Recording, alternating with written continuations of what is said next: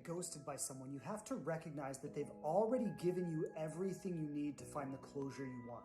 So why does somebody ghost? Well, it very simply comes down to this. That person has decided that it would be better to completely ignore your existence altogether than to have an uncomfortable conversation. I want you to really understand the implications of that.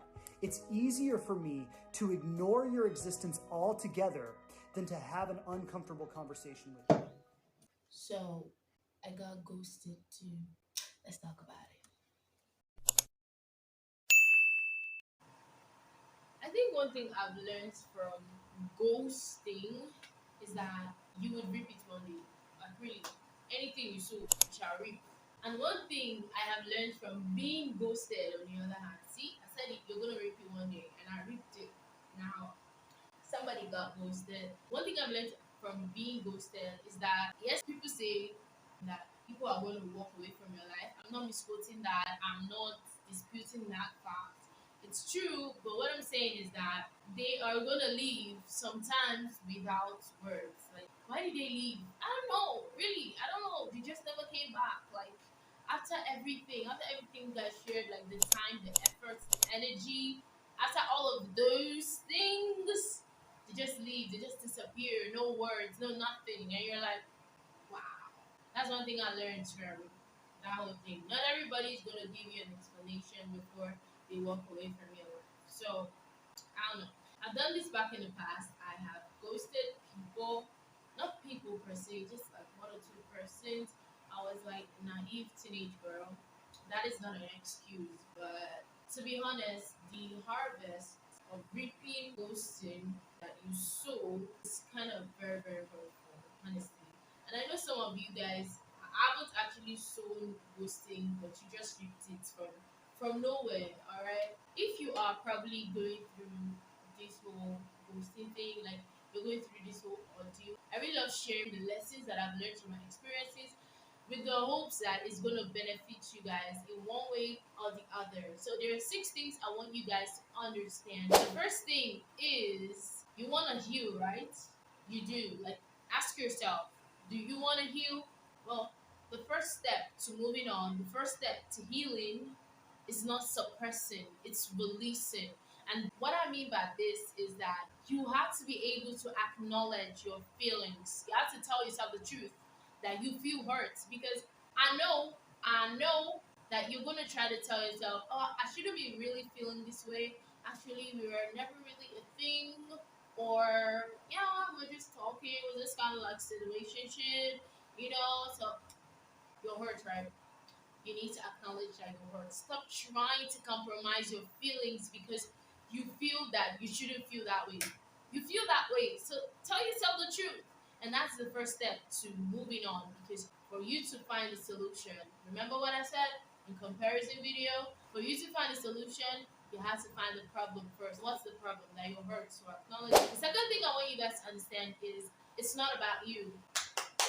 Don't let anybody try to make you feel that it's as a result of what you did that they left. Okay, if they never put it out to you that there was something you were doing that was hurting them, or there was something you were doing that was making them uncomfortable or anything, if they never put it out to you, baby girl or baby boy or whoever's watching this right now, it's not about you. Okay, I know we kind of like try to think this way. When someone ghosts us, the first thing we ask ourselves is there something I did? What did I do wrong? Mm? Sweetheart, it's not about you, okay? Some of the reasons why people ghost is maybe they are just tired, maybe they are bored. I was talking to my friend one time and I was asking him, like, guy, why do you think guys ghost girls, okay? Because I know it's very, very prevalent now. I don't know. It's as if I don't know. Are they paying people to ghost people? Because I mean, I'm just hearing it every single place. Okay, I asked him, why do guys do this too? I've experienced this too. Initially, they're so Are you kidding? initially they're so enthusiastic and interested, but later they just back out. Like, I don't seem to understand why that always happens. And his reply was, it's simply the thrill of the chase. It's like an adventure. There's this thrill that comes with chasing a girl. You're not sure if she'll say yes or no. You can't predict her. But once you eventually get her, it's gone. There's no excitement again. So you start looking for a fresh catch. I was like, Really? Is this how it is? Like, really? Come on. So there are many reasons as to why people ghost. It's not about you. If you try to think it's about you, the reason I've seen the devil will continue bringing things up for you. So when you understand first of all that it's not about you, because if it was about you, a mature person that cares about you will walk up to you and tell you what you did wrong because they want to mend things for you guys to build a good relationship or whatever. So if they don't walk up to you to tell you what you did wrong, or maybe something came up in their family, if they are not telling it to you, then they don't think you deserve that explanation. They don't think you're that important as to get that explanation. It's just the truth, man. No shade. The next thing I want you to understand is actually a song by Israel Houghton and Jonathan McReynolds that I love so much. And it goes, all things are working for your good. All things are working for me. It is well with my soul. Now, one thing I want you to understand is as long as God is the controller and director of your life, see, be rest assured that everything will fall in place. Every single thing will fall in what's in place. You don't have to fret about who comes in and who goes out of your life. Like, you just know that God is controlling it. You just sit down, relax, take a chill pill, drink your juice and everything, just so that somebody is working things out for you already. Because he already told you that all things, God will cause all things to work for your good. Those people that walked away, you don't know if it's God that instructed them to walk away. Like, God just put it in my head. Stop texting my daughter. Don't. Stop reaching out to my son. Because God sees the things you don't see. God listens to the conversations you don't listen to. God sees the intentions and the motives that you can't really see. And when he sees that these people are not right for you, what does he do? He pushes them away. So just see as God is working things out for you. So there's really nothing to worry about. The next thing I want you guys to understand is the latter shall be greater than the former. What I'm trying to say is when you miss an opportunity, be rest assured. See, guys, I think I need to shoot a video on like staying at peace, when you know that everything is working, like everything's just when an opportunity is taken away from you, be rest assured that a bigger one is waiting. God has a bigger one in store for you, like a bigger one is waiting for you. So if someone is walking out of your life right now, just be rest assured that there's someone better out there. There are many fishes in the sea. Come on, don't tie your life to one person when there are still people out there. No, my brother, my sister. It's not that deep. Not that deep. If God takes an opportunity from you, be rest assured that when God comes back, He's coming back with a bigger opportunity. A bigger what? Opportunity. And my life has been a big evidence to that. There are opportunities that I miss and I feel sore and bad about it. But as time goes on, I'm like, oh God, thank you that I missed this thing because I get to see God then. God begins to show me as time goes on. This was the reason this didn't happen and blah blah blah. And now look at where you are. One thing I usually use to testify this is my gaining admission. If I gained admission the first time I applied for it, hey, I don't know what would have been of me, because then I did not know my purpose. Then I did not know what God wanted me to do in life. Then I was just walking aimlessly. Then I was just trying to fit in because I felt like I was not good enough. Then I thank God. I thank God for the one additional year He added to train me first before I went to school. Okay, that's just the example I use most of the time. So that's someone that walked out of your life that had the guts to walk away. Doesn't mean it's all over for you. What did I just say? Doesn't mean it's all over for you. Doesn't mean it's all no. Your life is not ended. This is not the end. Alright? There is someone better out. Next thing I want you guys to understand is we are all youth. Like this is the stage where we learn.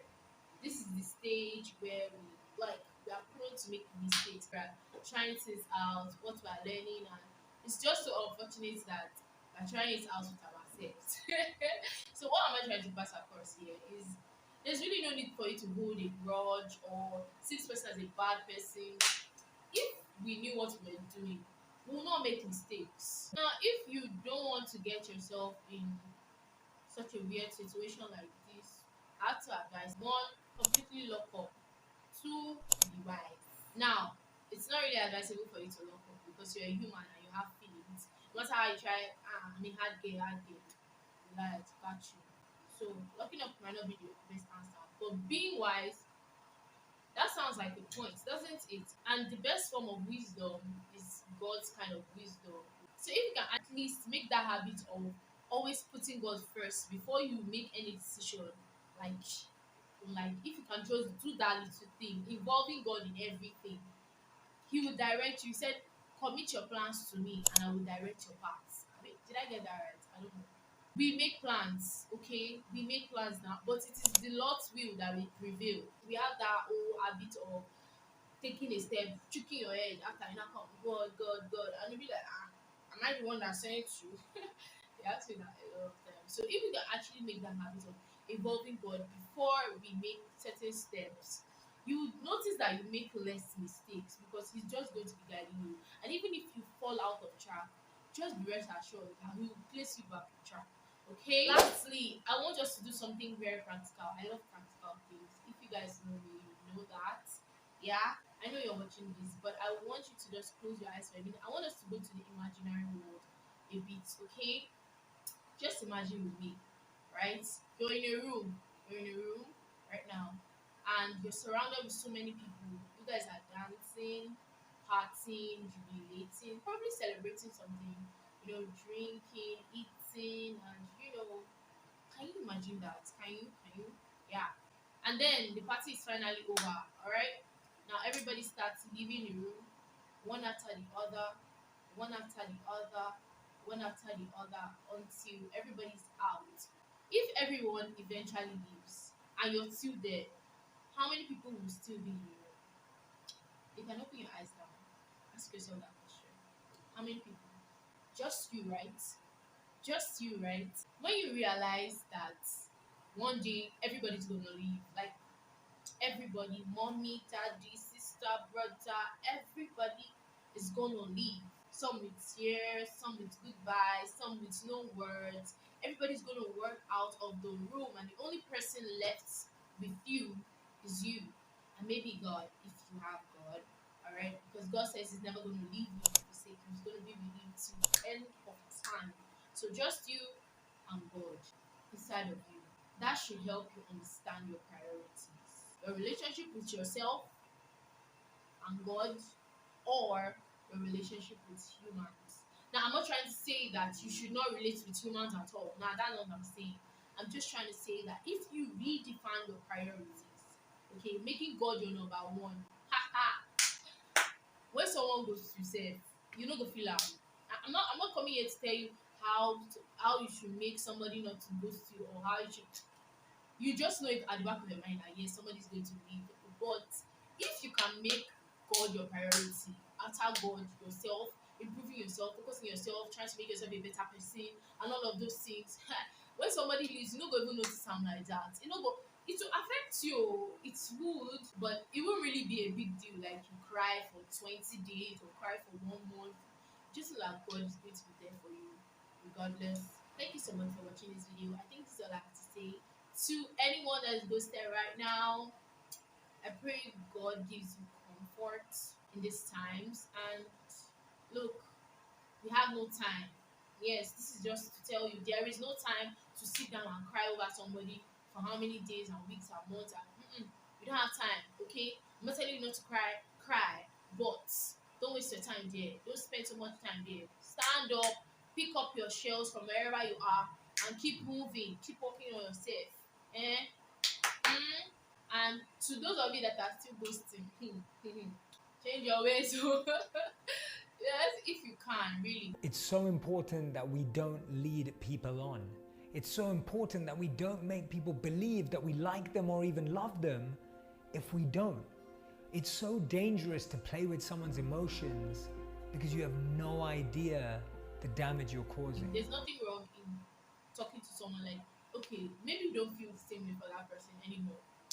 Sorry, I don't really feel this way. I think we should talk. I kind of need space. It's better. It is better. Oh. Okay, but I'm not telling you what to do or what not to do. Okay, right? Yeah, this should be the end of my video. Yes, this should. Thank you guys for watching. Thank you so much for your time, and I hope this blessed you guys. Any thoughts? Put them in the comment section. I want to read all of the comments. Thank you guys for the love you've been showing me. I've been receiving so many messages recently on how my videos have been impacting you guys in one way or the other. I'm super grateful for what God is using me to do, and I'm super grateful for you guys also believing in what God is doing through me. Alright. Thank you once again, and I will see you in the next video. Bye. Bye.